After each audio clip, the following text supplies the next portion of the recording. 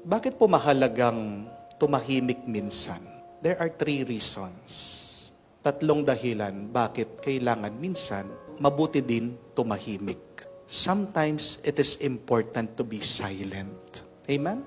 The first reason is, when you are silent, you are safe from problems. Meron pong isang kwento tungkol sa isang rebelde, nahuli po doon sa Russia. Ang parusa sa kanya, bitay. He was to be hung, bigti. Pagdala po doon sa saan siya papatayin, tinali na yung lubid sa kanyang leeg, tinapon na siya. Pero nangyari, habang siya daw po ay nakabitin, bigla-bigla naputol yung lubid, nahulog siya, buhay pa. At sabi ng mga tao, it is a sign from God that this person should not be killed.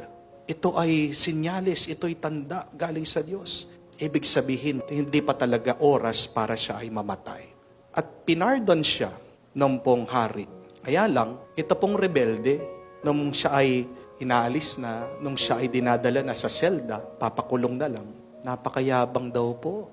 Nagsalita, sabi niya, ganito ba sa Russia, pati yung lubid, walang kwenta, sabi niya. Nakarating sa hari. Nagalit ng hari. Anong sabi ng hari? Ganon? Bukas, ulitin nyo, bigtin nyo ulit, sabi. Patay. Anong naging problema? Yung bunganga niya, yung bibig niya, yung pagsasalita niya.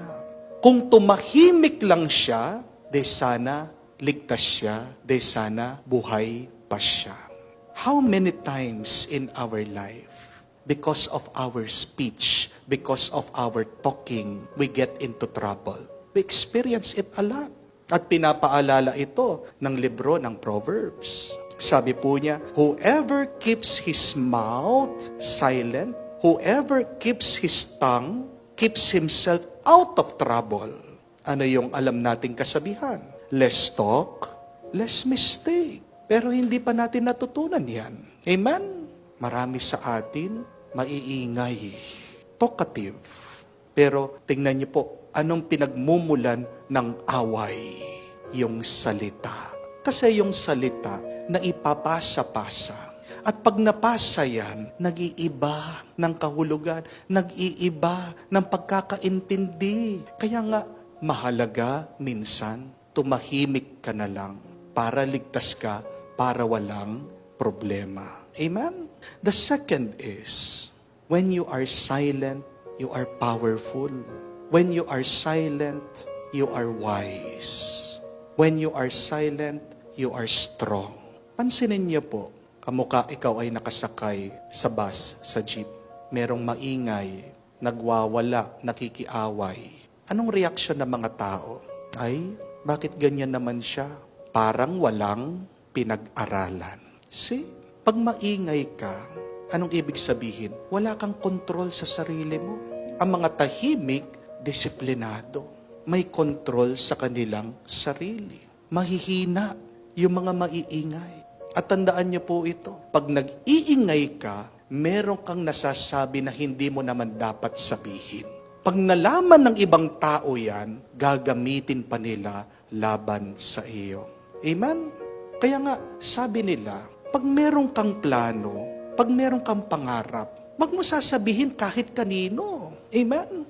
Kasi pag nalaman ng ibang tao, anong nararamdaman nila? Naiinggit. At pag merong inggit, may galit. At pag may galit, may paninira.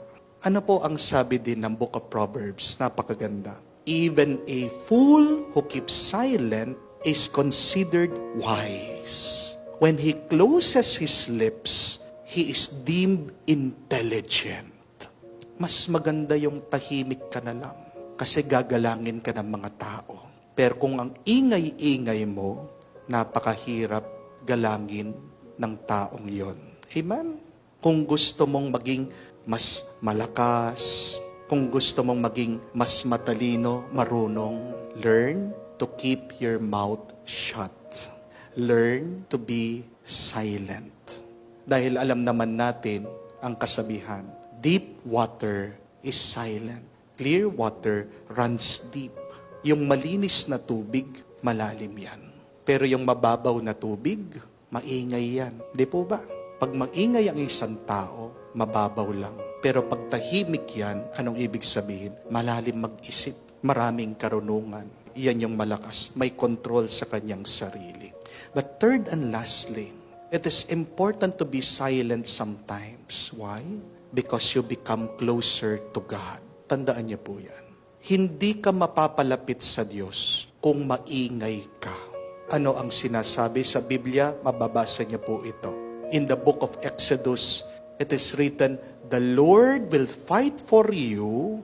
You only have to be silent."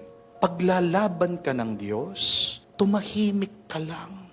At sabi pa sa Salmo, "Be still and know that I am your God." Hindi mo malalaman ng Diyos, nandyan pala sa tabi mo, kung maingay ka. Ano ang kasabihan? God speaks to us in silence. Nagsasalita ang Diyos sa atin sa pamamagitan ng katahimikan. Pero ang problema na napakarami sa atin, pag merong problema, ang iingay. Makikita mo yan, unang-una, pinopost sa social media. Amen? Pag merong problema, kinakalat, sinasabi sa mga kapitbahay. Yan ang mangyayari nun. Ikaw na lang pinagchichismisan. Amen? Hindi ka naman tutulungan ng mga yan. Pagpipiestahan ka pa nila. Amen? Yun yung katotohanan.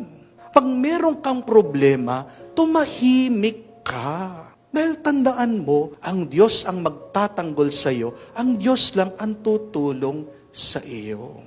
Ano man problema yan? Problema mo sa asawa mo, problema mo sa mga anak mo, problema mo sa sakit mo. Always open your heart to the Lord and remember that line. The Lord will fight for you. If only you are still, if only you are silent. Naaalala natin si San Jose. Ang nakakapagtaka kay San Jose, ito po. Kahit paano mo pagbalik-balik rin ang Biblia, hindi mo makikita nagsalita siya. Saint Joseph never uttered one word. And yet, why do we remember? Why do we give recognition to Saint Joseph? It is because even though he was silent, his faith was so deep in God. Yun yung nakakamangha at nakakabilib kay San Jose. Tahimik, pero napakalalim ng kanyang pananampalataya sa Diyos. At ito pa, pansinin niyo po itong detalyeng ito. Hindi siya nagsalita, pero palaging nakikipagsalita, nakikipag-usap sa mga anghel. Tanungin ko po kayo, ano mas gusto niyo? Yung nakikipag-usap sa mga tao na minsan naninira sa inyo? O yung may nakakausap kang guardian angel na tumutulong sa inyo? Alam natin yung sagot dyan. Hindi po ba? Kaya nga, let us follow the example of Saint Joseph.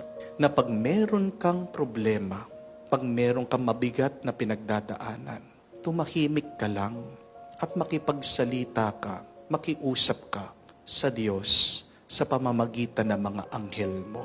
Hindi ka niya pababayaan. Do not underestimate the power of silence. Amen? Minsan, yung mga totoong mayayaman, yung mga totoong makapangyarihan, hindi mo man mapapansin ang mga yan. Amen? Hindi halata.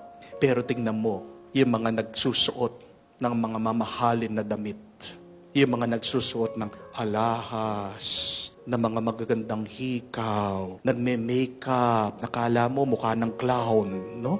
Hindi talaga totoong mayaman ng mga yan. Hindi talaga totoong makapangyarihan. Amen? Kasi pakitang tao lang. Ang totoong kayamanan, ang totoong kapangyarihan, madalas nakatago, madalas tahimik.